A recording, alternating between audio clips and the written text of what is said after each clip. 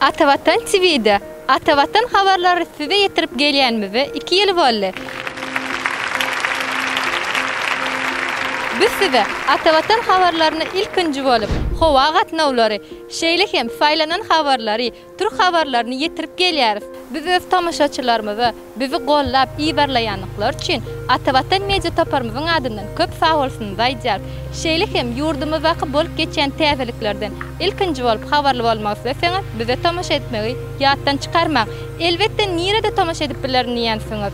Tamaşa etmek için Atavatan TV'de, şeýle hem Atavatan TV'nin ähli sosial torlaryny tamaşa edip bilersiniz. Saýlanan habarlar gepleşigimiziň mehriban müştaklary, hormatly tamaşaçylarymyz, bilşimiz ýaly biz size bir näçe wagtdan bäri saýlanan habarlar gepleşigini ýetirýäris.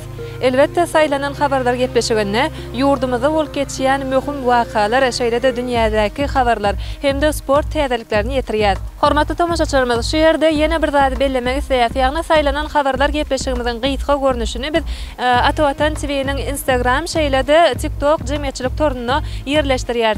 Dolu görnüşini bolsa YouTube kanalymyzdan tamaşa edip bilersiňiz. Hemde mehriban müştaklar Atavatan TV kanalyna, Instagram jemgyýetçilik torundan, TikTokdan, YouTube kanalyndan başga Atavatan TV aplikasiýasyny Play Market'ten ýükläp alyp internet bar ýerde islenik ýerde tamaşa edip bilersiňiz. Sayın Atavatan TV kanalımızın izleyenleri, bugün haberlerimizin başlamasına tamına 2 yıl oldu. Bu 2 yıllık süreçte her zaman yanımızda olduğunuz ve takipte kaldığınız için teşekkür ederiz. Bundan sonra da haberlerimizi hızlı bir şekilde ve güvenilir kaynaklardan sadece Türkçe ve Türkmence olarak değil, aynı zamanda İngilizce ve Rusça olarak aktarmaya devam edeceğiz. Biz takipte kalın, iyi seyirler.